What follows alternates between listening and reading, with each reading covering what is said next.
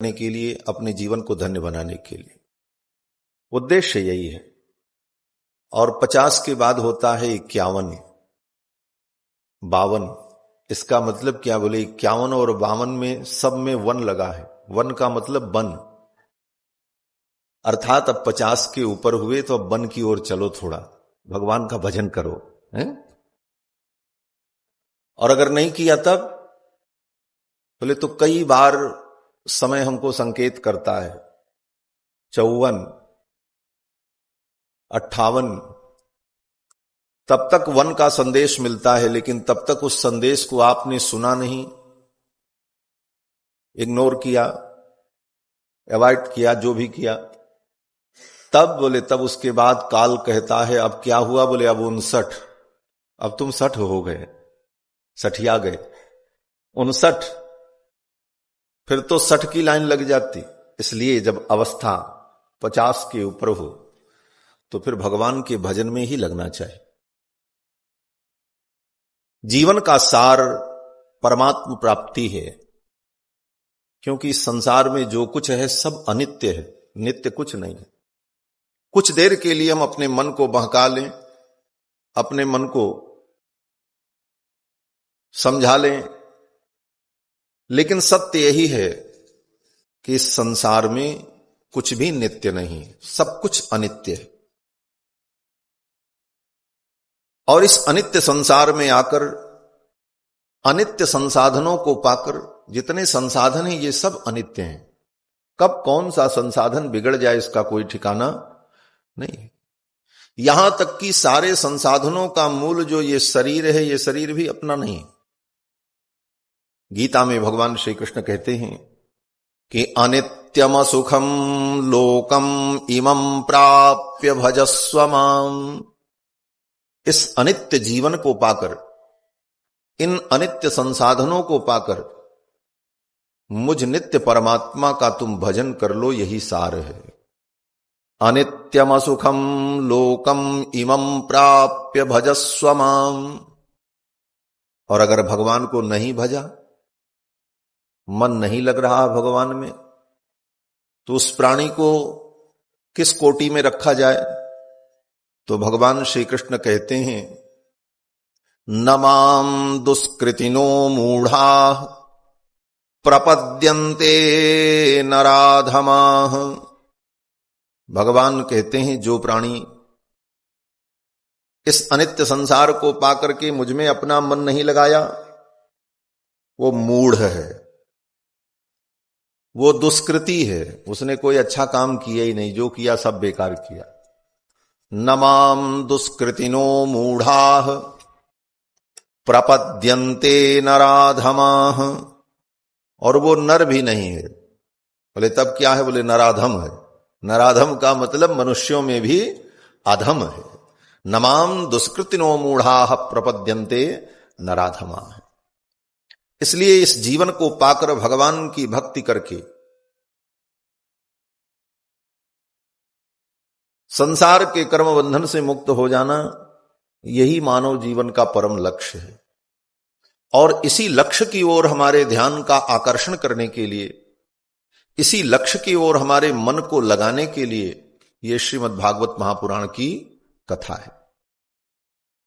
ये कोई जीवन की उस प्रकार की कोई औपचारिकता नहीं है, जैसे जीवन में हम सब काम करते हैं उसी तरह भागवत भी सुन लें, चलो ये भी एक काम है, हो जाए ना। ये काम नहीं है, ये कर्तव्य है, ये लक्ष्य है, ये उद्देश्य है, ये निष्कर्ष है समस्त शास्त्रों का।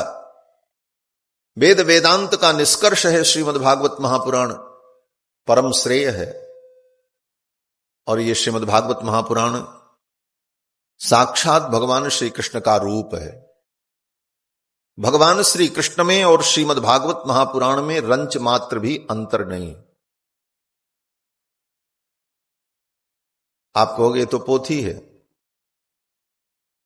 और भगवान भगवान है। बोले पोथी है, लेकिन इस पोथी को हम जिन शब्दों के रूप में, वाक्यों के रूप में, ध्वनि के रूप में अनुभव करते हैं,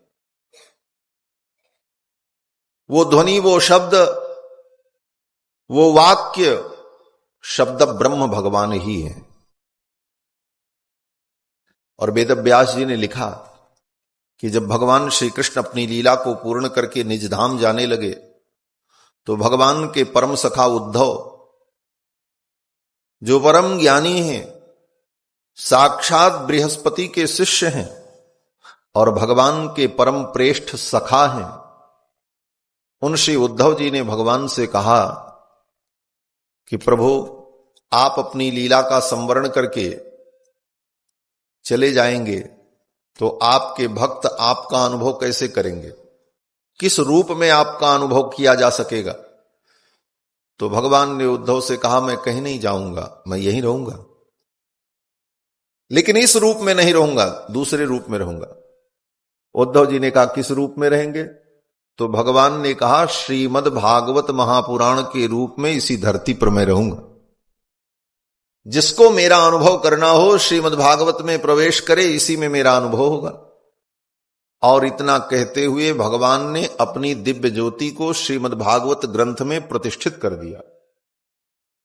वेदव्यास जी लिखते हैं कि तिरोधाय प्रविष्टोयम श्रीमद्भागवतार्णवम तेनेयं वाङ्मयी मूर्ति प्रत्यक्षा वर्तते हरेः। भगवान श्री हरि की प्रत्यक्ष वांगमयी शब्दमयी मूर्ति श्रीमद् भागवत महापुराण। तिरोधाय प्रविष्टोयम श्रीमद् भागवतार्णवम, अपनी ज्योति को भगवान ने जब तिरोहित किया तो श्रीमद् भागवत में ही प्रतिष्ठित हो गए। अगर आपके घर में श्रीमद् भागवत की पोथी रखी है तो समझो भगवान कृष्ण बैठे। ये भागवत जी की आरती करो, बोले यही भगवान है, इनको भोग लगाओ, यही भगवान। शब्द ब्रह्म के रूप में भगवान आज भी विद्यमान है और इसी भागवत के माध्यम से ही कृष्ण का हम अनुभव करते हैं, उस परम तत्व का अनुभव करते हैं। श्री वेदव्यास जी महाराज ने 18 पुराण और महाभारत की रचना की और उन 18 पुराण महाभारत में उनकी अंतिम रचना श्रीमद् भागवत महापुराण। आप कहोगे रचना वेदव्यास जी ने की तो ये भागवत भगवान कैसे हो गई? बोले इसका भी उत्तर है। मूर्ति तो कोई कलाकार बनाता है, लेकिन मूर्ति बनने के बाद जब मंत्रों के द्वारा प्राण प्रतिष्ठा हो जाती है तब वो भगवान हो जाते हैं। उसी प्रकार शब्दमयी मूर्ति का निर्माण वेदव्यास जी ने किया, क्योंकि शब्द के कलाकार हैं वेदव्यास, महाकवि। उन्होंने शब्दमयी मूर्ति बना दी भगवान की। ये भागवत रूपी शब्दमयी मूर्ति भगवान की बनकर के तैयार हो गई। अब इसकी प्राण उनको लगा ये सूत होकर कथा सुना रहे हैं। सूत तो वो होता है जो रथ चलाता है, रथकार, सूत मागध। और ये व्यासपीठ पर बैठकर कथा सुना रहे हैं, ये तो मर्यादा नहीं है। उनके नाम को सुनकर बलराम जी को भ्रम हुआ और श्री बलराम जी ने अपना शस्त्र उठाया और सूत जी को मार डाला, सूत जी का वध कर दिया। ये सब कथा भागवत जी में भी है। जब उन्हें मार दिया तब ऋषियों ने कहा अब हमको कथा कौन सुनाएगा? आपने इनकी हत्या कर दी और आपको भ्रम हुआ कि ये सूत हैं। सूत इनका नाम है, सूत इनकी जाति नहीं, इनका नाम सूत है, क्योंकि यज्ञ की सुत्या के दिन याग की वेदी से इनका प्रादुर्भाव हुआ था, इसलिए इनका नाम सूत है। तो बलराम जी को भी बड़ा पश्चाताप हुआ। बलराम जी ने कहा ठीक है, अब जो हो गया सो हो गया, लेकिन इनके पुत्र जो हैं उनके अंदर सारा ज्ञान विज्ञान प्रतिष्ठित रहेगा, वो आपको कथा सुनाएंगे। तो वो सूत जी महाराज, उनका भी नाम सूत जी ही हुआ। रोमहर्षण के पुत्र रोमहर्षणी सूत जी महाराज पधारे और मुनियों ने उन सूत जी से निवेदन किया कि आप हमें भगवान की मंगलमयी कथा सुनाओ। नैमिषारण्य की धरती पर श्री सूत जी महाराज ने सौनकादि मुनियों को बहुत कथाएं सुनाई हैं। अनेक पुराणों की कथा, महाभारत की कथा, रामायण की कथा, ये सब कथा श्री सूत जी महाराज ने नैमिषारण्य में सुनाया। तो सौनकादि मुनियों ने सूत जी के चरणों में प्रणाम किया और प्रश्न किया, हे मुनिवर, आप कृपा करके हमें ऐसी कथा सुनाओ जिस कथा के सुनने से हमारे मोह का नाश हो, माया मोह की निवृत्ति हो और भगवान श्री कृष्ण की प्राप्ति हो। कृष्ण प्राप्ति करम सस्वत साधनम तद्बदाधुना। भगवान कृष्ण की प्राप्ति हो ऐसे साधन का आप वर्णन करो, और जिस कथा को सुनकर के हमारे विवेक का संवर्धन हो, विवेकः वर्धते महान, जिस कथा के श्रवण से हमारा विवेक बढ़े, ऐसी कथा आप सुनाओ। सौनक आदि मुनियों ने जब इस प्रकार निवेदन किया तो श्री सूत जी महाराज बड़े प्रसन्न हुए और सूत जी ने कहा, हे मुनियों, आपके अंदर कथा के प्रति प्रीति है, इसलिए मैं आपको कथा सुनाऊंगा। और ये कहकर सूत जी महाराज वर्णन करने लगे। यही सूत सौनक संवाद से कथा गतिमान होती है। ये केवल कथा मात्र नहीं है,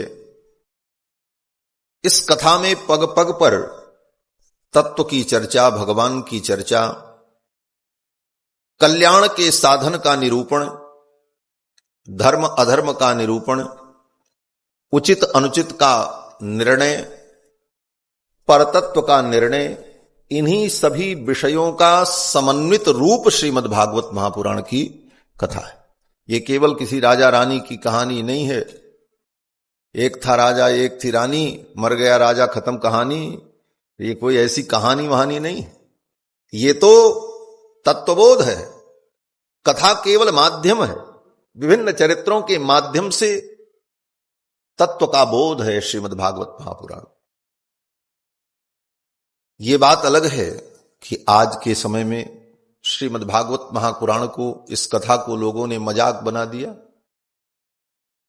क्या क्या हो रहा है हमको बताने की आवश्यकता नहीं है। टीवी चैनल के माध्यम से, सोशल मीडिया के माध्यम से आप सभी लोग देखते रहते हैं। कथा कम, नौटंकी ज्यादा, और कितने कितने बीभत्स दृश्य कथा में प्रस्तुत हो रहे हैं। इसीलिए बुद्धिजीवी वर्ग जो है, जो बुद्धिमान हैं, गंभीर लोग हैं, वे उन लोगों को इन चीजों से धीरे धीरे अनिच्छा होने लग जाती कि ये फुहड़पन, ये मजाक। जहां पर आत्म परमात्म चिंतन होना चाहिए, वहां पर केवल लोकरंजन, और वो भी लोकरंजन का उद्देश्य केवल इतना कि हमें धन मिले, हमारा नाम हो, लोग हमको जाने, लोकैषणा वित्तैषणा, मात्र इतने के लिए इस अमृत कथा का दुरुपयोग, यह वास्तव में सनातन धर्म के लिए एक बहुत बड़ा विचारणीय विषय है। बंधुओं, सूत जी महाराज ने शौनकादि मुनियों को आश्वस्त किया कि आपके हृदय में प्रीति है, इसलिए मैं आपको कथा सुनाऊंगा। प्रीति ही शौनक चित्ते ते ह्यतो बच्मि विचार्य च सर्व सिद्धांत निष्पन्नम संसार भयनाशनम। सर्व सिद्धांत निष्पन्नम, समस्त सिद्धांतों का जो सार है वो श्रीमद् भागवत है। और इसका फल क्या है? बोले संसार भय नाशनम। ये संसार के भय का नाश करने वाला है। ये कथा क्या करती है? बोले भय का नाश करती है। बस ये भय नाश करने वाली कथा है। बोले क्या भय है? बोले सबको भय है। जितने लोग बैठे हैं सब भयभीत हैं। हाँ, सब, हम आप सब। ऐसा नहीं कि केवल आपको मैं कह रहा हूं, हम आप सब, और भी जितने लोग हैं जो यहां नहीं बैठे वो भी भयभीत हैं। किस चीज से? बोले सबको भय है। किसी को भय है कि कहीं ये चीज बिगड़ न जाए, किसी को भय है ये चीज छूट न जाए। पग पग पर व्यक्ति को भय व्याप्त है।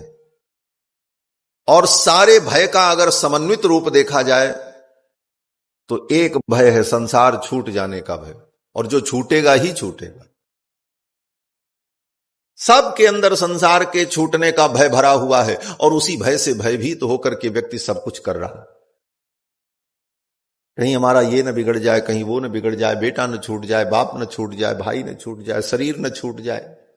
सब छूटने का भय है और सब छूटेगा पक्का है, इसको कोई रोक नहीं सकता। इस भय से हर व्यक्ति परेशान है और सबके अंदर यह भय व्याप्त है। दूसरे शब्दों में कहा जाए तो नाश का भय।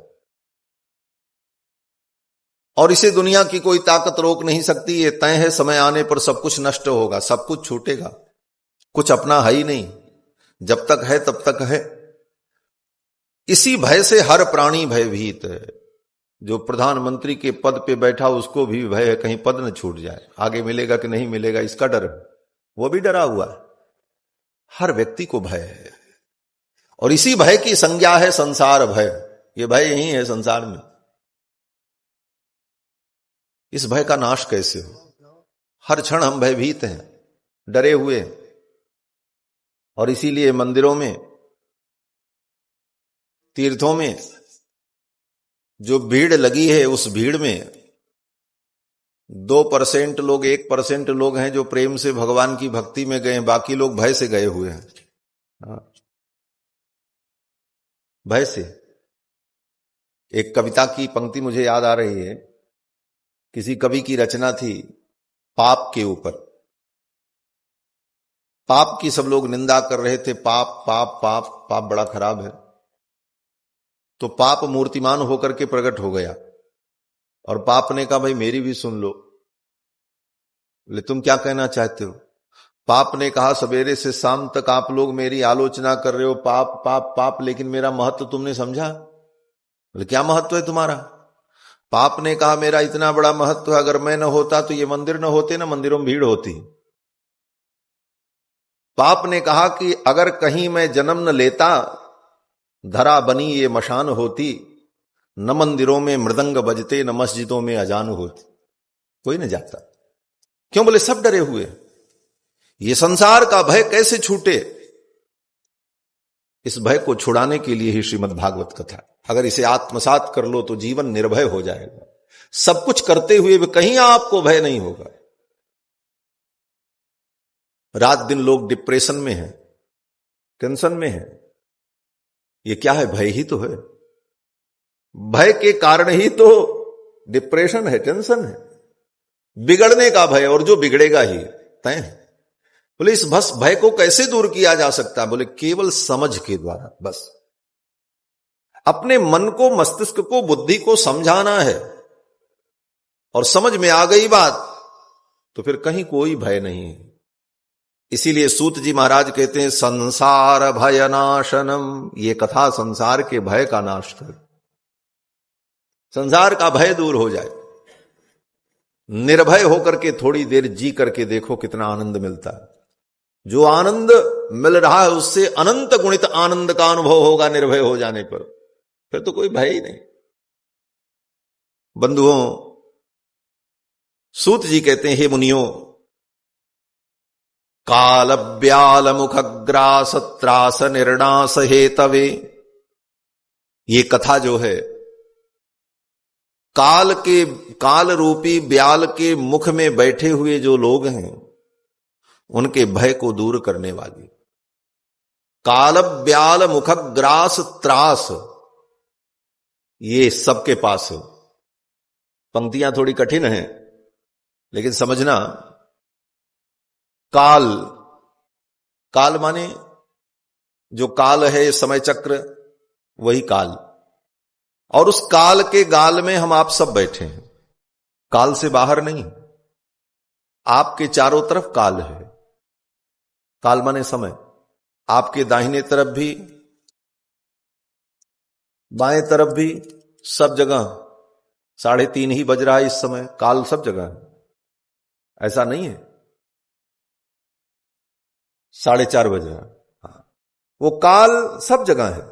ऐसा नहीं है कि आपके सामने जब घड़ी देखो तो 4:30 बजे, इधर देखो तो 5 बजे, ऐसा नहीं। काल सर्वत्र वही है, अखंड है। और उस काल के मध्य में सब कुछ है, चर अचर, जड़ चेतन, सब कुछ काल में ही विद्यमान है। इसका तात्पर्य बोले काल के मुख में काल रहेगा, बाकी कुछ नहीं रहेगा। समय आने पर सब काल में विलीन होता चला जाता है। सब कुछ अरबों खरबों वर्षों से काल में ही तो सब विलीन हुआ। तो काल के मुख के ग्रास हम बने हुए हैं और इसका त्रास है, डर भी है, जानते भी है। अब ये त्रास कैसे छूटे? कहते हैं त्रास का काल ब्याल मुख ग्रास त्रास, काल के मुख में हम ग्रास बने हैं, इसका जो त्रास है, इस त्रास को दूर करने का उपाय श्रीमद् भागवत महापुराण की कथा है।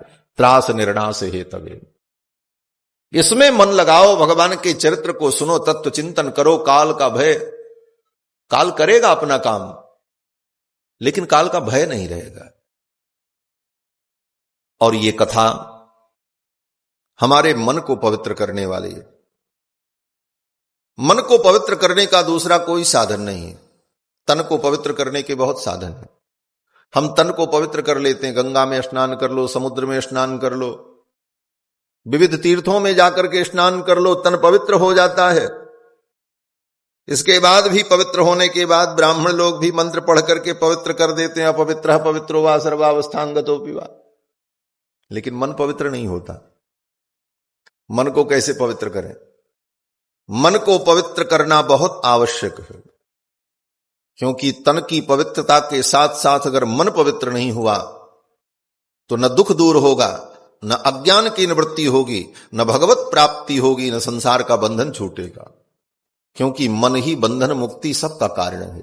मन एव मनुष्याणाम कारणम बंध मोक्षयोः, मन ही बंधन मुक्ति दोनों का कारण है। और मन को पवित्र करने का एकमात्र साधन भगवान की कथा है, सत्संग है।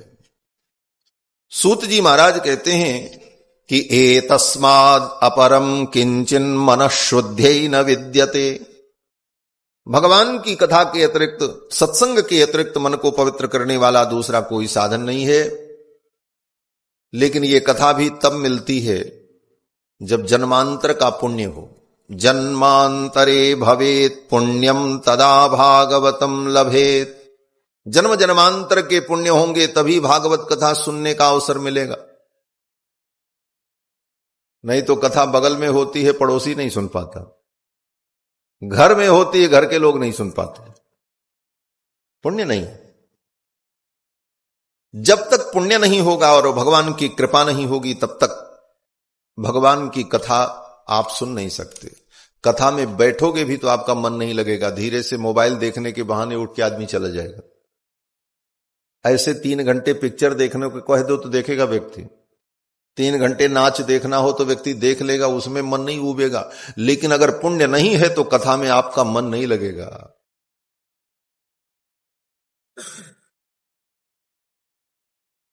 कथा में मन नहीं लगेगा, नींद आएगी, आलस्य लगेगा, कोई बहाना व्यक्ति ढूंढेगा, कुछ नहीं तो प्यास ही लगेगी, उठा के बोतल से पानी पीने को लगेगा, कुछ भी करने लगेगा। मैं ये नहीं कह रहा हूं कि मत पियो, पानी पियो, खूब पियो, लेकिन पानी के साथ साथ थोड़ी कथा भी पियो। ये कथा पीने के लिए, पिबत भागवतम रसमालयम, इस रस को पियो। आपको बतावें, 3 घंटा अगर मन लगा करके आपने कथा सुनी तो मैं जिम्मेदारी लेता हूं, ना आपको प्यास लगेगी ना भूख लगेगी, कोई जरूरत नहीं पड़ेगी पानी की। ये तो औपचारिकता है। हमारे विजय किशोर पुरिया जी ने सब व्यवस्था रखी, भाई किसी को पानी की भी जरूरत पड़े तो सबके सामने बोतल रख दो, सब व्यवस्था वीवीआईपी व्यवस्था होनी चाहिए। परंतु कोई आवश्यकता नहीं है। अगर आपका मन कथा में लगा है तो पानी कहां है, भोजन कहां है, उधर आपका ध्यान नहीं जाएगा। और मैं उदाहरण के साथ कह रहा हूं, प्रमाण के साथ कह रहा हूं। राजा परीक्षित कथा सुनने जब बैठे, 4 दिन लगातार कथा सुनी, रात दिन।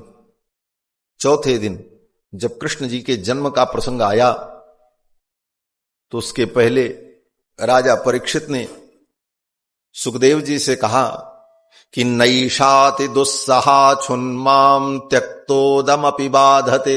10वें स्कंद का 1म अध्याय।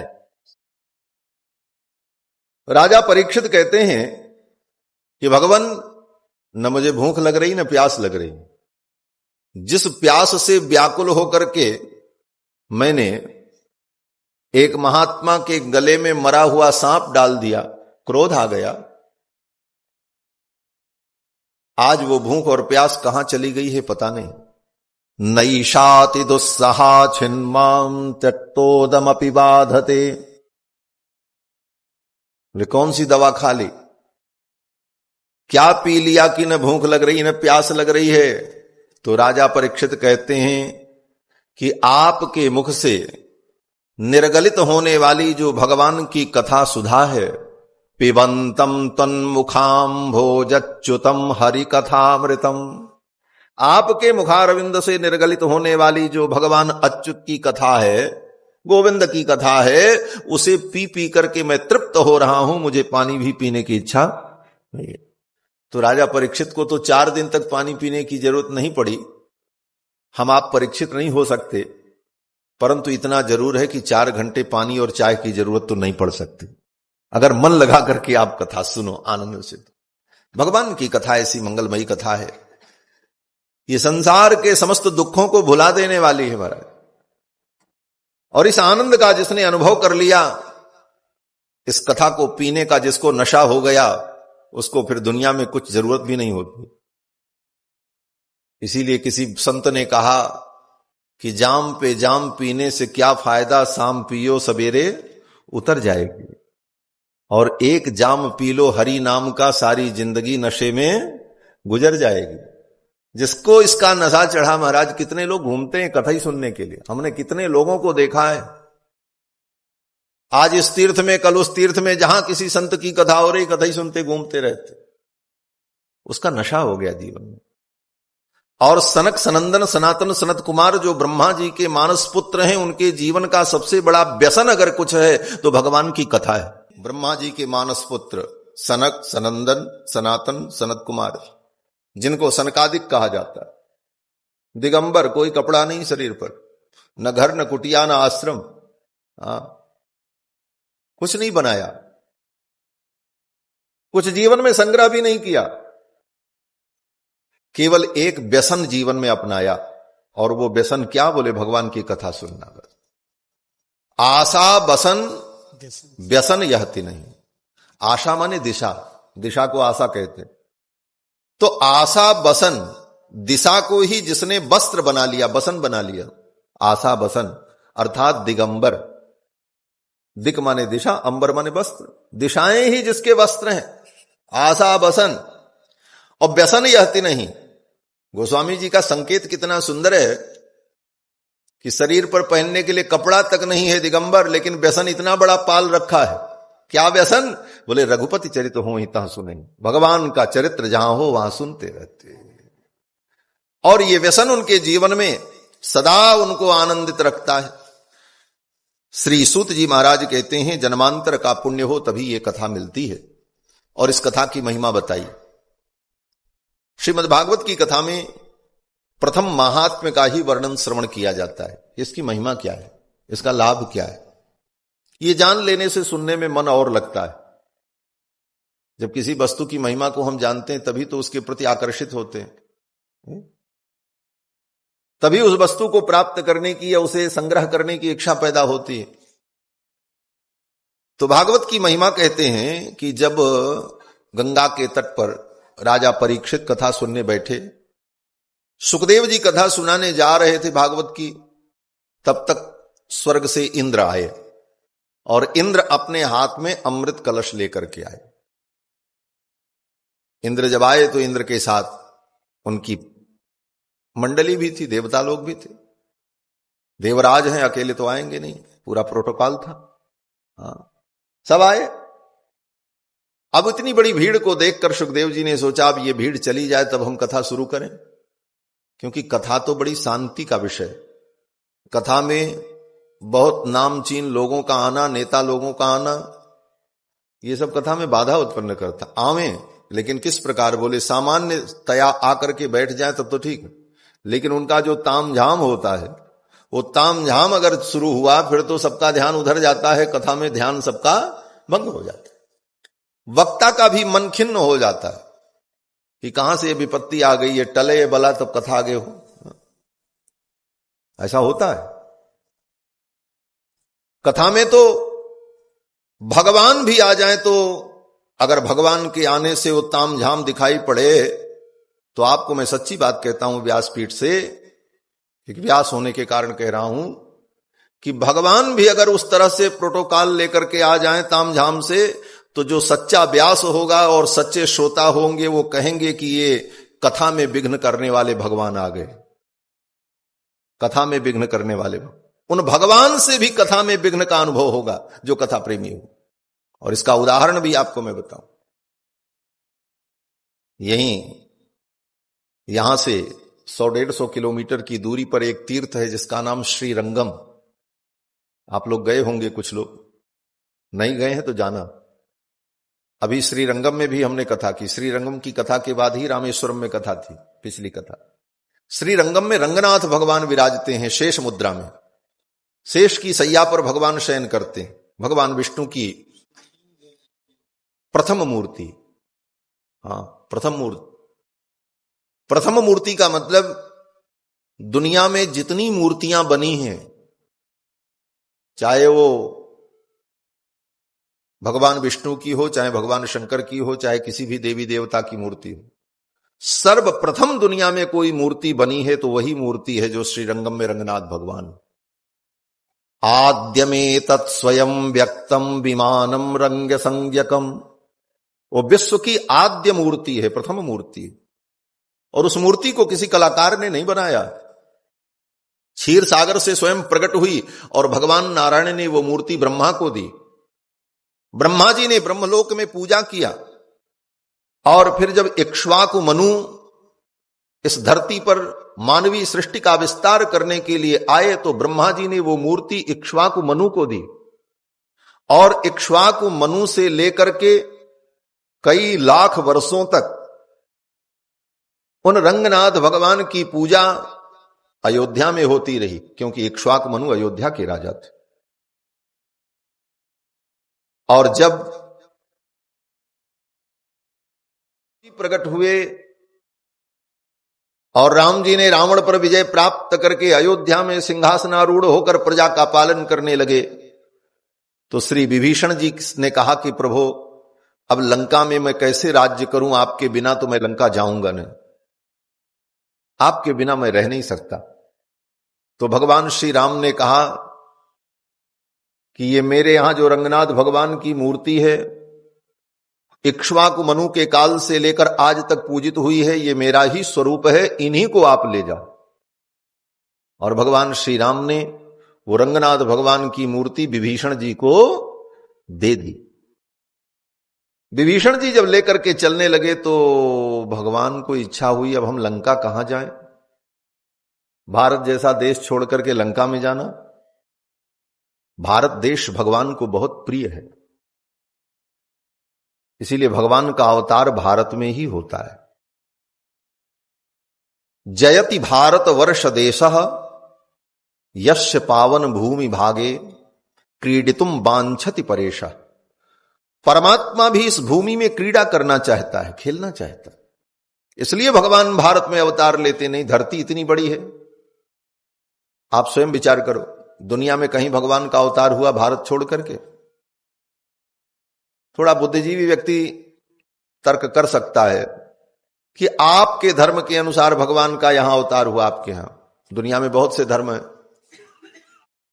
बोले हां, दुनिया में बहुत से धर्म और पंथ हैं, लेकिन उन धर्म पंथों के अनुसार भी आज तक उनके भगवान का अवतार उनके देशों में नहीं हुआ। उनके धर्म और पंथ के अनुसार भी उनके ईश्वर का अवतार वहां नहीं हुआ। ईश्वर ने बहुत कृपा की तो अपने दूत को भेज दिया, पैगंबर को भेजा, अपने पुत्र को भेजा, स्वयं नहीं आया है। लेकिन भारत में, बोले भारत में भगवान स्वयं अवतार लेते हैं रामकृष्ण नरसिंह के रूप में। यह भारतवर्ष है, जयति भारतवर्ष देश। तो ऐसे देश को छोड़कर जाने की रंगनाथ भगवान को इच्छा नहीं हुई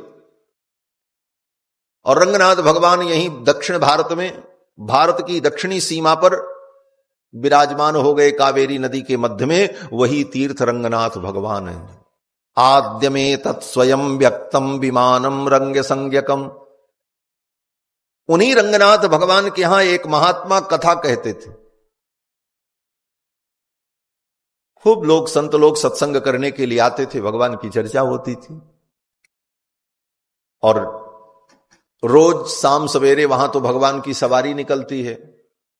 भगवान को पालकी में बैठा करके बाजा गाजा के साथ मंदिर के प्रांगण में घुमाया जाता है। सवारी उसको बोलते, सवारी उत्सव। तो महात्मा कथा सुना रहे थे, प्रेमी भक्त बैठ करके कथा सुन रहे थे, तब तक उधर से भगवान की सवारी आ गई।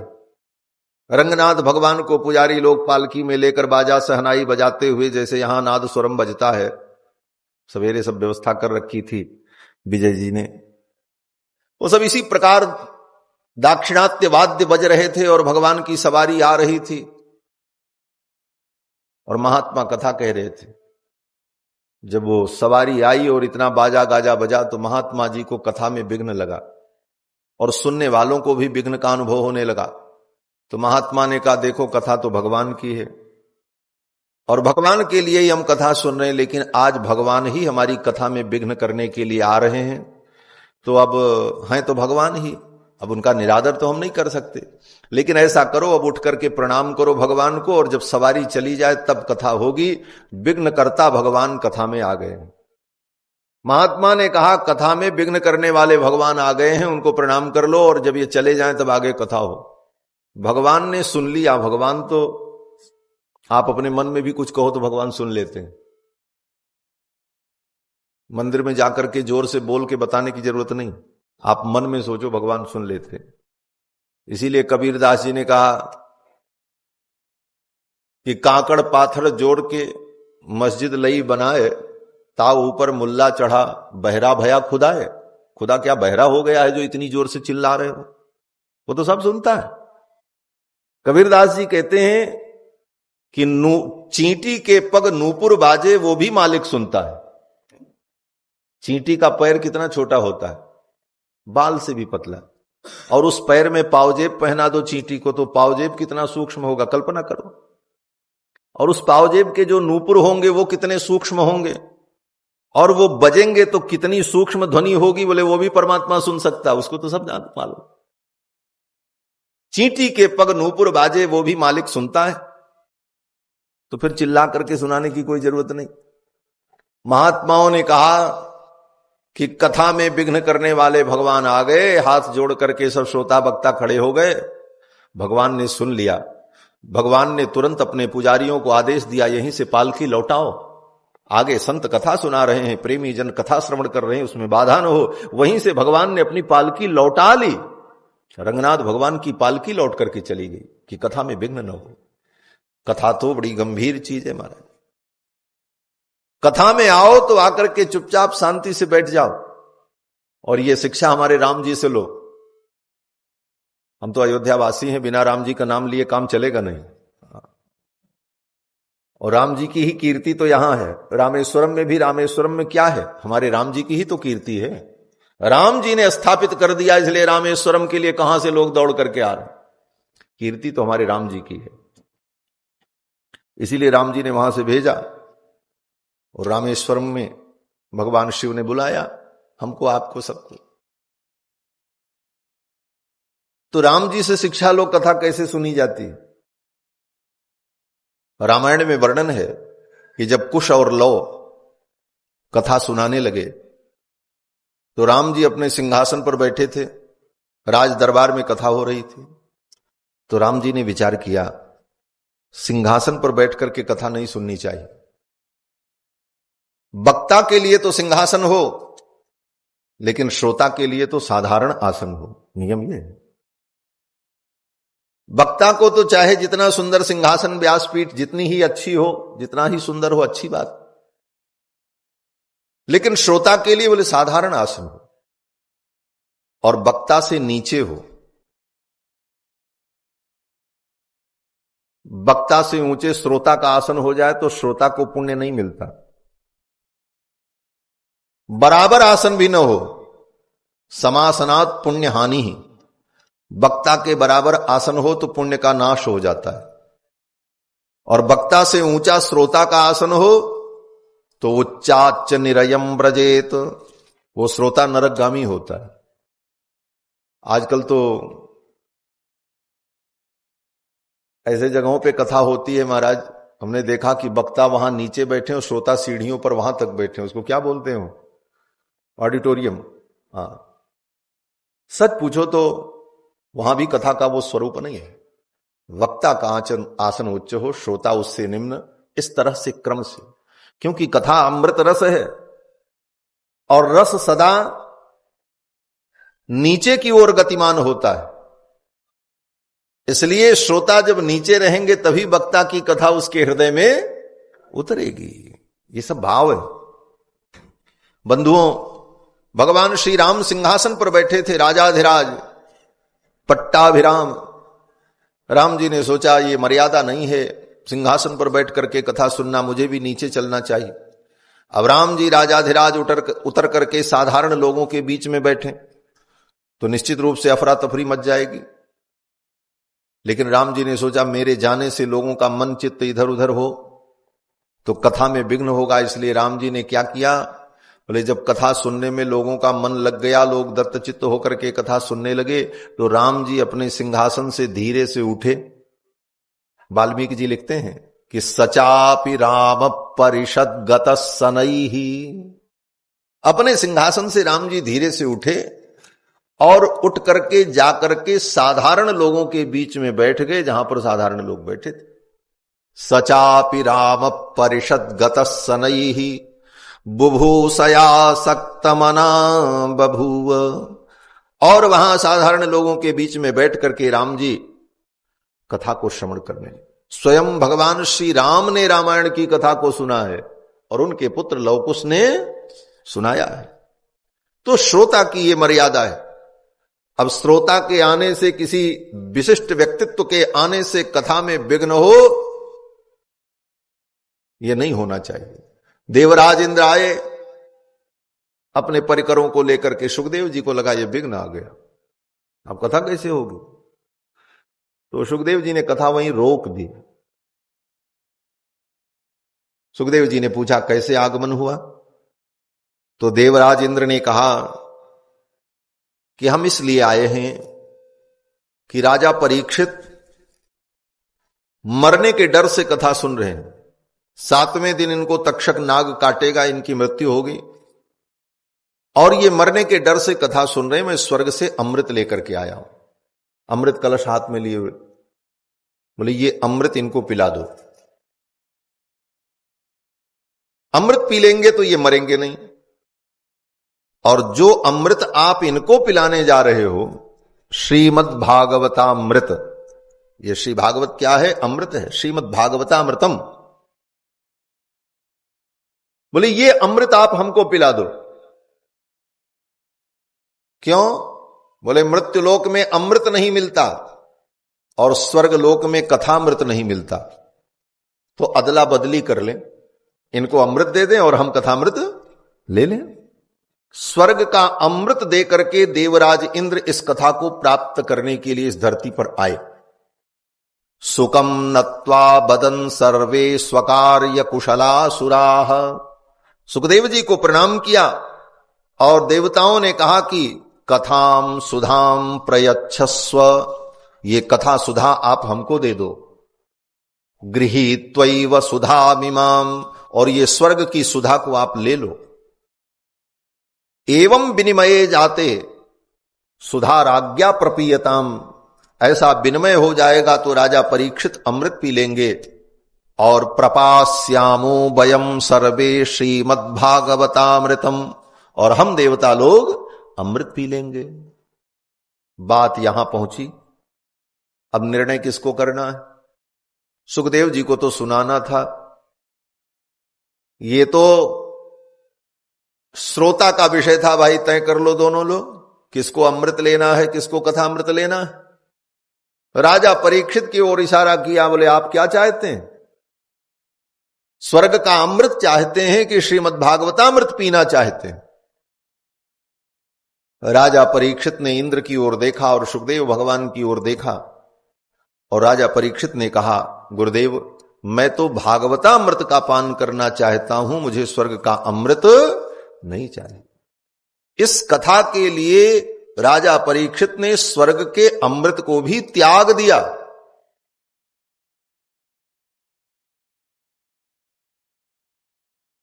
यद्यपि स्वर्ग का अमृत दुर्लभ है, और राजा परीक्षित के सामने तो उसकी बड़ी महिमा भी है, क्योंकि 7वें दिन तक्षक नाग काटेगा, इनकी मृत्यु हो गई। अमृत पी लें तो मृत्यु नहीं होगी, तक्षक नाग के काटने पर भी मृत्यु नहीं होगी। लेकिन राजा परीक्षित ने सोचा, अमृत तो मैं पी लूंगा, लेकिन कथामृत से मैं वंचित रह जाऊंगा। और इस अमृत को पीने से क्या मिलेगा? इतना ही होगा कि कुछ दिन मेरी आयु और बढ़ जाएगी, बस। ऐसा तो है नहीं कि कभी नहीं मरूंगा, क्योंकि अमृत पीने वाले भी मरते हैं। ये तो अमृत उसका केवल नाम है, बस आप समझ लो। भागवत में कथा है, समुद्र से अमृत प्रकट हुआ, और अमृत कौन पीता है? बोले स्वर्ग के देवता पीते हैं। तो क्या स्वर्ग के देवता कभी मरते नहीं? बोले उनको भी मरना पड़ता है। उनका पुण्य नाश होता है तो उनको फिर संसार में आके पैदा होना पड़ता है। वो स्वर्ग का उनका दिव्य शरीर छूट जाता है। गीता में भगवान कृष्ण कहते हैं, यज्ञैरिष्ट्वा स्वर्गतिम प्रार्थयन्ते तेतम भुक्त्वा स्वर्गलोकम विशालम क्षीणे पुण्य मर्त्यलोकम विशन्ति। पुण्य के क्षीण होने पर उनको भी मृत्युलोक में आना पड़ता है।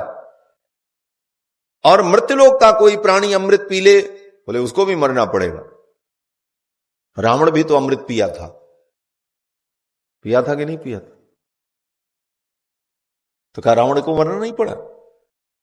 उसको भी मरना पड़ा। तो अमृत पी लेने के बाद भी कोई मृत्यु से नहीं बच सकता। मृत्यु तो सत्य है, और ये मृत्युलोक इसका नाम ही है। राजा परीक्षित ने विचार किया कि स्वर्ग का अमृत पी लेंगे तो ज्यादा से ज्यादा 200-400 वर्ष की आयु और बढ़ जाएगी, लेकिन मरना तो है ही। तो क्यों न मैं भागवतामृत का पान करूं? और सुखदेव राजा परीक्षित ने देवताओं को लौटा दिया, बोले अपना अमृत ले जाओ, मुझे अमृत नहीं चाहिए, मैं तो कथामृत का पान करूंगा। सुखदेव जी बड़े प्रसन्न हुए। इसका मतलब, बोले भगवान की कथा के लिए जो स्वर्ग के अमृत को भी त्यागने की क्षमता रखता है, वही इस कथा का अधिकारी है। राजा परीक्षित के सामने एक तरफ मृत्यु थी, एक तरफ मृत्यु से बचने का विकल्प अमृत उपस्थित था, और एक तरफ भगवान की कथा थी। लेकिन उन्होंने अमृत का वर्णन नहीं किया, कथामृत का वर्णन किया। सुखदेव जी बड़े प्रसन्न हुए, और फिर सुखदेव जी महाराज ने राजा परीक्षित को कथा सुनाई। ये सब बातें सूत जी सौनकादि मुनियों को नैमिषारण्य में बता रहे हैं, क्योंकि जब राजा परीक्षित ने कथा सुनी थी गंगा के तट पर, उस समय सूत जी महाराज भी वहीं थे, और उन्होंने इन सारे दृश्यों को अपनी आंखों से देखा था। आगे सूत जी वर्णन करते हैं, हे मुनियों, मैं तुमको एक इतिहास सुनाता हूं। एक बार देवर्षि नारद घूमते घूमते वृंदावन पहुंचे। अनेक तीर्थों में नारद जी ने भ्रमण किया। पुष्करम च प्रयागम च काशीम गोदावरीम तथा। पुष्कर, प्रयाग, काशी, गोदावरी, हरिक्षेत्रम कुरुक्षेत्रम, श्रीरंगम सेतुबंधनम, जहां आप बैठे हैं सेतुबंध रामेश्वरम, श्रीरंगम जिसकी चर्चा भी हमने की। इन समस्त तीर्थों में नारद जी ने भ्रमण किया।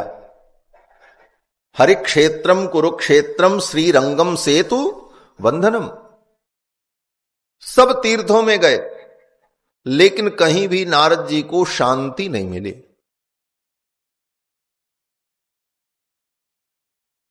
जहां भी नारद जी गए, कलयुग का प्रभाव सर्वत्र दिखाई पड़ा। नापश्यम कुत्रचित शर्म, कहीं भी नारद जी को कल्याण नहीं दिखाई पड़ा। तीर्थों में भी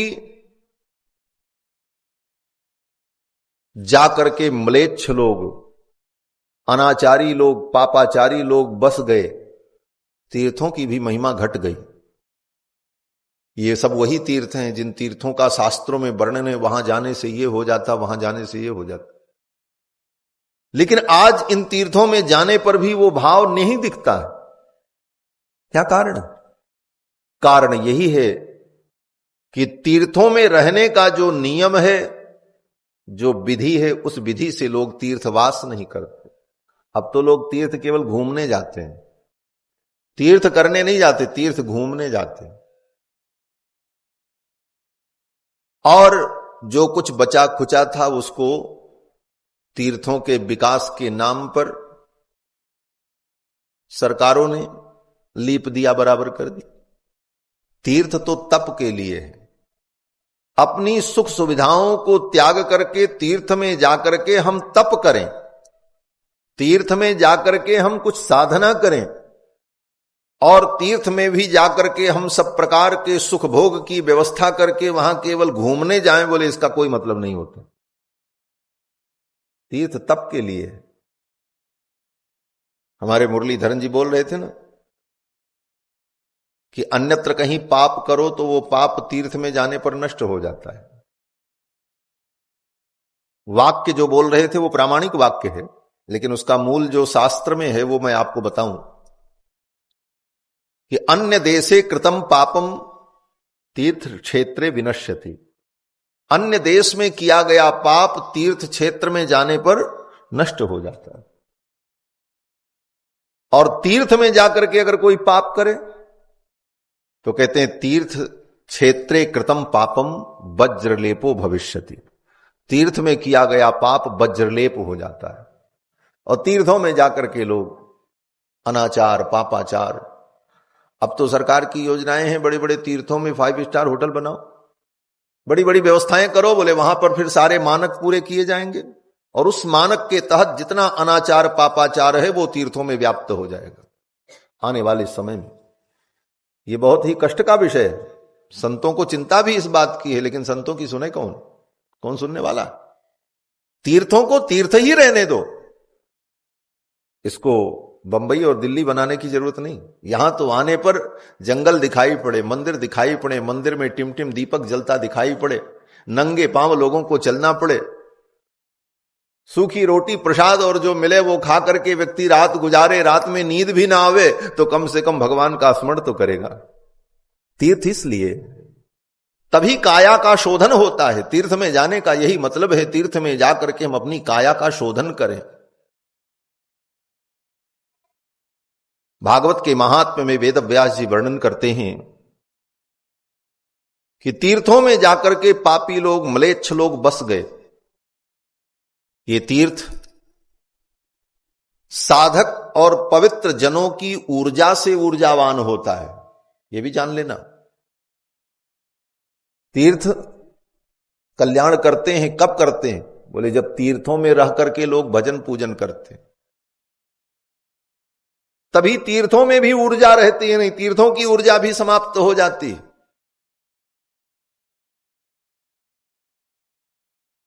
वेदव्यास जी कहते हैं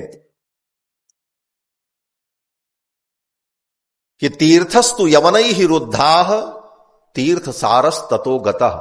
ये भागवत में महात्मा। तीर्थों में जाकर के म्लेच्छ लोग बस गए, अनाचार पापाचार होने लगा। परिणाम क्या हुआ? बोले तीर्थ सारस ततो गतः, तीर्थ का सार चला गया। जमीन वही है, धरती वही है, बिल्डिंग वही है, सब कुछ वही है, लेकिन तीर्थ का जो सार था वो तिरोहित हो गया।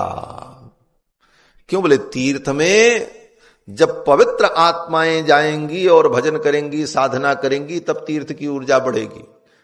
और वो पवित्र ऊर्जावान पवित्र लोग, चरित्रवान संत सज्जन भक्तगण कौन है? बोले वही तीर्थंकर है। इसीलिए संतों को हमारे यहां तीर्थंकर कहा जाता है। तीर्थंकर का मतलब क्या है? बोले तीर्थम करोति तीर्थंकर, जिनके जाने से भूमि तीर्थ बन जाती है, इसीलिए उनका नाम तीर्थंकर है। आपने प्रयाग में देखा होगा, कुंभ जब होता है तो कुंभ में सबसे पहले स्नान कौन करता है? साधु संत करते। क्यों करते हैं? अगर पूछा जाए तो सामान्य व्यक्ति तो कहेगा महाराज साधु संत तो भजन करते हैं, उनको क्या जरूरत है पुण्य की, वो तो भजन आनंदी है, उनका कल्याण तो भगवान करेंगे ही। सामान्य लोगों को, जो लोग दर्शक आए हैं, जो दो तीर्थ यात्री आए हैं, उनको पहले स्नान का मौका देना चाहिए। महात्मा लोग तो वहीं खालसा लगा के बैठे रहते हो, तो रोज नहाएं, सबसे पहले वही क्यों जाएं? और उनके कारण कितनी बड़ी अव्यवस्था भी कभी कभी होती है।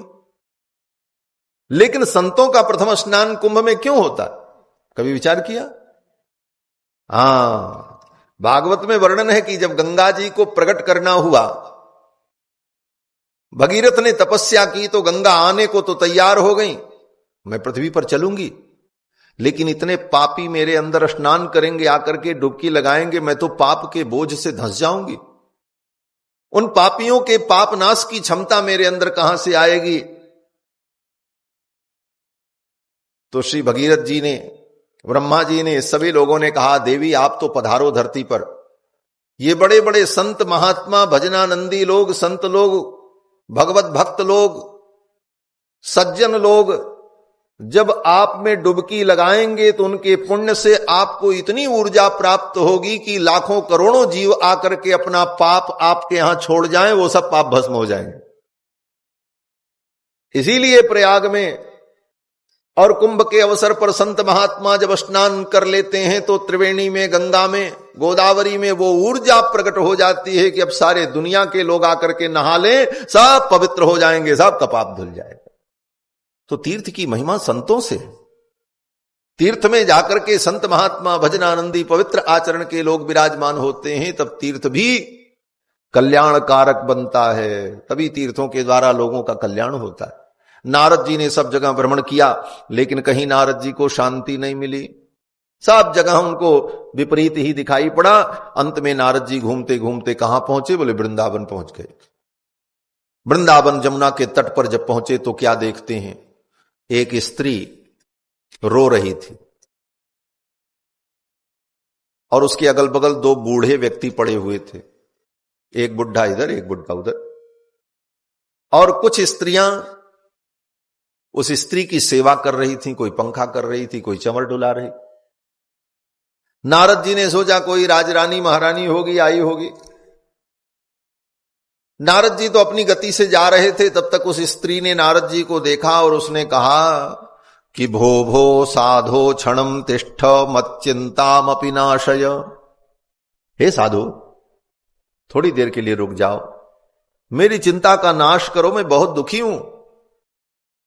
नारद जी रुक गए। नारद जी ने पूछा, देवी आप कौन हो, आपका क्या परिचय है और क्यों दुखी हो? तो उस देवी ने कहा, देवर्षि मैं भक्ति हूं। लेकिन कौन सी भक्ति? हे बालक बैठाओ। श्री सीतारामचंद्र भगवान की जय। 2 बार भगवान नाम संकीर्तन कर लें। हरे कृष्णा कृष्णा कृष्णा हरे हरे, हरे राम राम राम हरे हरे, हरे कृष्णा कृष्णा कृष्णा हरे हरे, हरे राम राम राम हरे हरे, हरे कृष्णा कृष्णा कृष्णा हरे हरे, हरे राम राम हरे हरे, हरे कृष्णा कृष्णा कृष्णा हरे हरे, हरे राम राम हरे हरे, हरे कृष्णा कृष्णा कृष्णा हरे हरे, हरे राम राम हरे हरे। गोविंद बोलो हरि गोपाल बोलो, गोविंद बोलो हरि गोपाल बोलो, गोविंद बोलो हरि गोपाल बोलो, गोविंद बोलो हरि गोपाल बोलो, गोविंद बोलो हरि गोपाल बोलो, गोविंद बोलो हरि गोपाल बोलो, श्री राधा रमण हरि गोविंद बोलो राधा रमण हरि गोविंद बोलो श्री राधा रमण हरि गोविंद बोलो राधा रमण हरि गोविंद बोलो गोविंद बोलो हरि गोपाल बोलो गोविंद बोलो हरि गोपाल बोलो गोविंद बोलो हरि गोपाल बोलो गोविंद बोलो हरि गोपाल बोलो गोविंद बोलो हरि गोपाल बोलो गोविंद बोलो हरि गोपाल बोलो गोविंद बोलो हरि गोपाल बोलो गोविंद बोलो हरि गोपाल बोलो श्री राधा रमण हरि गोविंद बोलो राधा रमण हरि गोविंद बोलो श्री राधा रमण हरि गोविंद बोलो राधा रमण हरि गोविंद बोलो श्री राधा रमण हरि गोविंद बोलो राधा रमण हरि गोविंद बोलो गोविंद जय जय गोपाल जय जय गोविंद जय जय गोपाल जय गोविंद जय जय गोपाल जय जय गोविंद जय जय गोपाल जय जय गोविंद जय जय गोपाल जय जय गोविंद जय जय गोपाल जय जय हरि गोविंद जय जय गोपाल जय जय गोविंद जय जय गोपाल जय जय गोविंद जय जय गोपाल जय जय गोविंद जय जय गोपाल जय जय गोविंद जय जय गोपाल जय जय गोविंद जय जय गोपाल जय जय गोविंद जय जय गोपाल जय जय गोविंद जय जय गोपाल जय जय राधा रमण हरि गोविंद जय जय राधा रमण हरि गोविंद जय जय राधा रमण हरि गोविंद जय जय श्री राधा रमण हरि गोविंद जय जय गोविंद जय जय गोपाल जय जय गोविंद जय जय गोपाल जय जय गोविंद जय जय गोपाल जय जय गोविंद जय जय गोपाल जय जय श्री राधा रमण हरि गोविंद जय जय राधा रमण हरि गोविंद जय जय श्री राधा रमण हरि गोविंद जय जय श्री राधा रमण हरि गोविंद जय जय श्री राधा रमण हरि गोविंद जय जय श्री राधा रमण हरि गोविंद जय जय श्री राधा रमण हरि गोविंद जय जय राधा रमण हरि गोविंद जय जय श्री गोविंद भगवान की जय। श्री सच्चिदानंद भगवान की जय।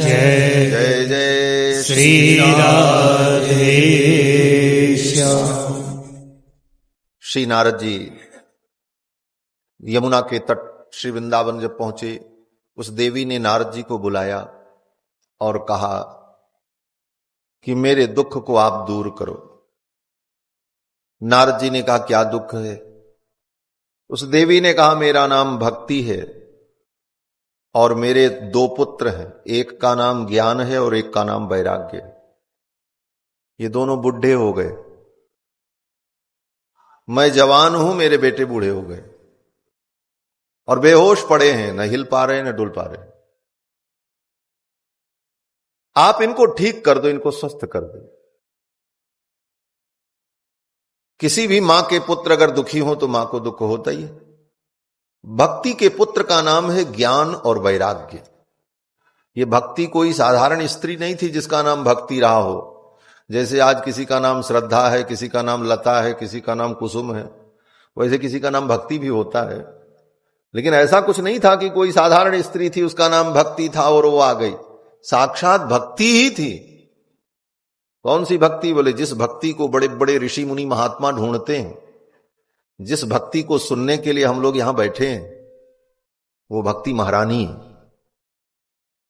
कहां से आई थी? तो भक्ति महारानी ने कहा मैं दक्षिण देश में उत्पन्न हुई। भक्ति का प्रादुर्भाव द्रविड़ देश में हुआ, इसी तमिल देश में। और कितना अद्भुत संयोग है, भक्ति की उत्पत्ति द्रविड़ देश में और भगवान का प्राकट्य उत्तर देश में। भक्ति का प्रादुर्भाव यहीं द्रविड़ देश में हुआ। कहां पर? बोले यहीं तमिल प्रांत में ही एक तीर्थ है जिसका नाम है आलवार तिरुनगरी। ताम्रपर्णी नदी के तट पर बड़ा पवित्र तीर्थ है।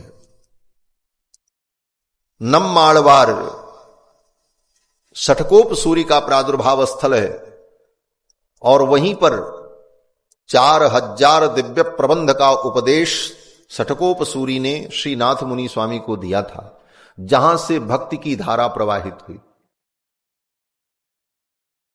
तो भक्ति का प्रादुर्भाव द्रविड़ देश में हुआ और यहां से भक्ति महारानी उत्तर भारत के लिए चल पड़ी। क्यों? बोले उधर कहां जाए, उधर आगे तो समुद्र था, जाना तो इधर ही था। उत्तर की ओर चल पड़ी भक्ति महारानी। और उत्तर की ओर जाने का एक कारण यह भी था कि उत्तर में भगवान प्रकट हुए।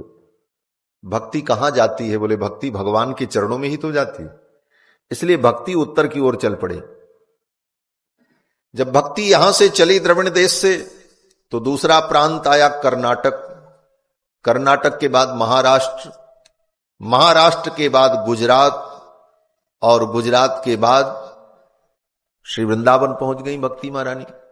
इस क्रम का भक्ति ने वर्णन किया। भक्ति महारानी नारद जी से कहती हैं कि उत्पन्ना द्रविणे साहम वृद्धिम कर्नाटके गता। द्रविड़ देश में उत्पन्न हुई, कर्नाटक में मैं बड़ी हुई। क्वचिन क्वचिन महाराष्ट्रे गुर्जरे जीर्णताम गता। महाराष्ट्र में मेरा कहीं कहीं प्रचार हुआ।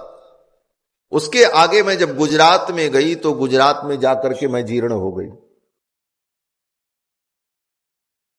गुर्जरे जीर्णताम गता। और ये दो मेरे पुत्र हैं, एक का नाम ज्ञान है, एक का नाम वैराग्य है। भक्ति के पुत्र का नाम ही ज्ञान वैराग्य है। और वो दोनों बूढ़े हो गए थे, जर्जर थे। भक्ति महारानी ने कहा ज्ञान वैराग्य नामानौ काल योगेन जर्जरौ। ये दोनों पुत्र जो मेरे हैं ये कलयुग के प्रभाव से जर्जर हो गए, बूढ़े हो गए। काल योगेन जर्जरौ, कलयुग ने इनको जर्जर कर दिया। किसको जर्जर किया? बोले ज्ञान और वैराग्य को। कलयुग का प्रभाव भक्ति पर नहीं पड़ा। भक्ति तो जवान थी, लेकिन उसके पुत्र ज्ञान वैराग्य बूढ़े हो गए, जर्जर हो गए। इसका मतलब क्या है?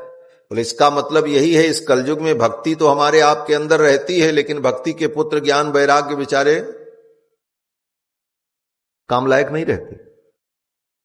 यही स्थिति हमारी आपकी है। भक्ति तो है लेकिन न ज्ञान है न वैराग्य। ज्ञान वैराग्य कमजोर हो गए। और ज्ञान वैराग्य जब कमजोर हो जाता है तो भक्ति को भी दुख होता है। भक्ति के पुत्र का नाम ज्ञान और वैराग्य है। ज्ञान दृढ़ हो और वैराग्य भी दृढ़ हो। संसार से वैराग्य नहीं होता। हम संसार के छोटे छोटे राग में ही फंसे रहते। भक्ति के पुत्र ज्ञान वैराग्य जो है जीर्ण शीर्ण थे।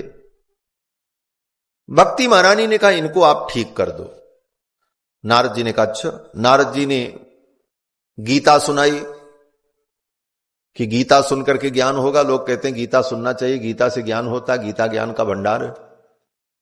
नारद जी ने ज्ञान वैराग्य के कान में जाकर के गीता सुनाई, नहीं उठे, पड़े ही रहे ज्ञान वैराग्य। इसका मतलब बोले बहुत गीता का पाठ कर लो, गीता सुन लो, आपका ज्ञान वैराग्य जगेगा, इसकी कोई गारंटी नहीं। नारद जी ने उपनिषद सुनाया, वेदांत सुनाया, वेदांत और उपनिषद सुनकर के भी ज्ञान वैराग्य थोड़ा हिले डुले, उसके बाद फिर वैसे ही पड़े रहे। बहुत वेद वेदांत सुन लो, लेकिन ज्ञान वैराग्य जग जाए इसकी कोई गारंटी नहीं।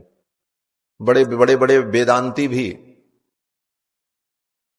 धन संपत्ति ऐश्वर्य के लिए मुकदमा ही लड़ते मिलते हैं कचहरी में। अगर वेदांत पढ़ने से ज्ञान वैराग्य दोनों जग जाता तो बड़े बड़े वेदांतियों का वेदांतियों से मुकदमा और केस क्यों होता? प्रश्न तो ये, ज्ञान वैराग्य नहीं जगे। तब नारद जी को बड़ी चिंता हुई। उसी समय आकाशवाणी हुई और आकाशवाणी ने कहा इनके लिए सत्कर्म करो। नारद जी ने कहा कौन सा सत्कर्म करें? तब तक आकाशवाणी बंद हो गई। आकाशवाणी ने आगे नहीं कुछ कहा, केवल इतना कहा सत्कर्म करो। अब नारद जी संदेह में पड़ गए, कौन सा सत्कर्म करें? अभी तक जो कर रहे थे वो कोई कुकर्म तो नहीं था, वो भी तो सत्कर्म ही था, गीता पाठ, उपनिषद पाठ, वेदांत पाठ। अब कौन सा मैं सत्कर्म करूं कि ज्ञान वैराग्य स्वस्थ हो जाए, ठीक हो जाए? ये आकाशवाणी हुई। आकाशवाणी का मतलब जहां शब्द तो सुनाई पड़े लेकिन बोलने वाला न दिखाई पड़े, उसी का नाम आकाशवाणी है, अव्यक्त वाणी। ये सब घटना हमारे आपके अंदर हो रही है जो हम वर्णन कर रहे हैं। ये बड़ा सूक्ष्म विषय है, भावनात्मक ढंग से इसे समझना चाहिए। हमारे आपके अंदर भक्ति है लेकिन ज्ञान वैराग्य शिथिल पड़े हैं। हमारे अंदर जो थोड़ा विवेक है वही नारद है, और वो प्रयास करता है ज्ञान वैराग्य को जगा दें, लेकिन फिर ज्ञान वैराग्य शिथिल होता है।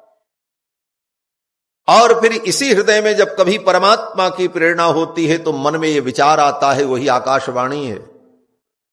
क्या बोले? एतदर्थम तो सत्कर्म सुरव से तुम समाचार। कुछ सत्कर्म करो, कुछ ऐसे कर्म करो जिससे ज्ञान वैराग्य जग जाए। और उस कर्म को जानने के लिए हम निकल पड़ते हैं। यही तीर्थाटन है, यही भ्रमण है, यही संतों के चरणों में पहुंचना। नारद जी को आकाशवाणी ने कहा एतदर्थम तो सत्कर्म, इनके लिए सत्कर्म करो। आकाशवाणी बंद हो गई। नारद जी निकल पड़े और नारद जी ने विचार किया कौन सा सत्कर्म करें, चलो किसी से पूछते हैं। नारद जी चले और नारद जी जिन जिन मुनि महात्माओं के पास गए, कहीं कोई सही उत्तर नहीं मिला। अंत में नारद जी उत्तराखंड पहुंच गए, बद्री विशाल भगवान की सन्निधि में। वहां पर इनकी भेंट हो गई सनकादिकों से।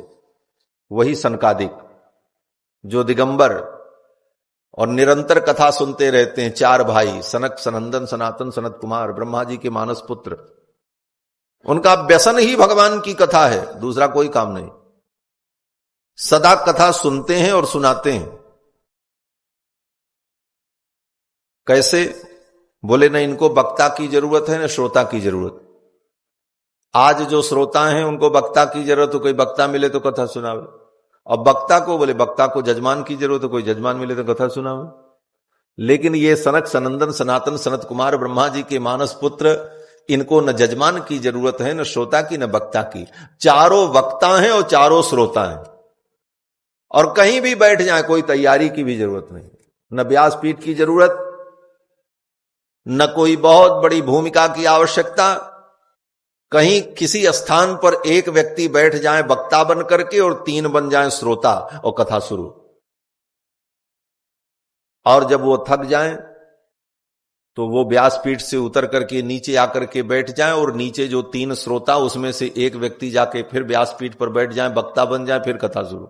चारों वक्ता, चारों श्रोता, और जहां रहते हैं वहीं कथा होती है। आशा बसन व्यसन यहति नहीं, रघुपति चरित होई तह सुनहि। देखत बालक, देखने में तो छोटे छोटे। गोस्वामी जी कितना सुंदर वर्णन करते हैं महाराज। देखत बालक बहु कालीना, देखत बालक बहु कालीना, ब्रह्मानंद सकाल लीना, ब्रह्मानंद सकाल लीना।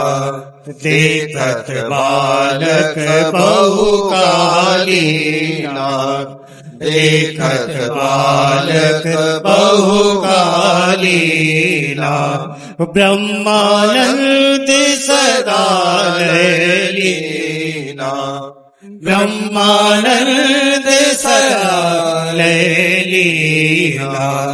देखत बालक बहु कालीना, देखत बालक बहुकाली ना बहुकाली ना बहुकाली ना। देखने में तो बालक है, देखत बालक बहुकालीना, बड़े पुराने हैं। हमारा सारी सृष्टि इनके बाद हुई। ब्रह्मा जी ने सबसे पहले इन्हीं चारों को पैदा किया था और चारों महात्मा बन गए। इसके बाद आगे की सृष्टि हुई है। इतने पुराने हैं। पूर्वेशामपि पूर्वजाः, वेद व्यास जी कहते हैं पूर्वजों के भी पूर्वज हैं। पूर्वेशामपि पूर्वजाः देखत बालक बहुकालीना ब्रह्मानंद सदा ले लीना, सदा ब्रह्मानंद में लीन रहने वाले सनकादिक मिल गए। और दूसरे शब्दों में कहो, ये नारद जी के बड़े भाई हैं। नारद जी बाद में पैदा हुए। नारद भी ब्रह्मा के पुत्र हैं और सनकादिक भी ब्रह्मा के पुत्र हैं। सनकादिक पहले हुए, नारद बाद में हुए। ये बड़े भैया हैं इनके चारों। नारद जी पहुंच गए। छोटे भैया को दुखी देखा। दोनों साधु हैं, सनकादिक भी साधु हैं, नारद जी भी साधु हैं, विरक्त महात्मा। सनकादिकों ने देखा नारद जी चिंतित थे, चेहरा उदास था। तो सनकादिकों ने पूछा, नारद इदानीं शून्य चित्तोसी गत वित्तो यथा जनः। नारद इतने शून्य चित्त क्यों हो? लग रहा है जैसे तुम्हारा धन लुट गया हो। गत वित्तो यथा जनः, जैसे व्यक्ति का वित्त चला जाए, धन चला जाए तो व्यक्ति उदास हो जाता उस प्रकार। और तुम्हारे पास तो कोई धन भी नहीं था, और तुम्हारे जैसे महात्मा का सब कुछ लुट भी जाए तो क्या चिंता।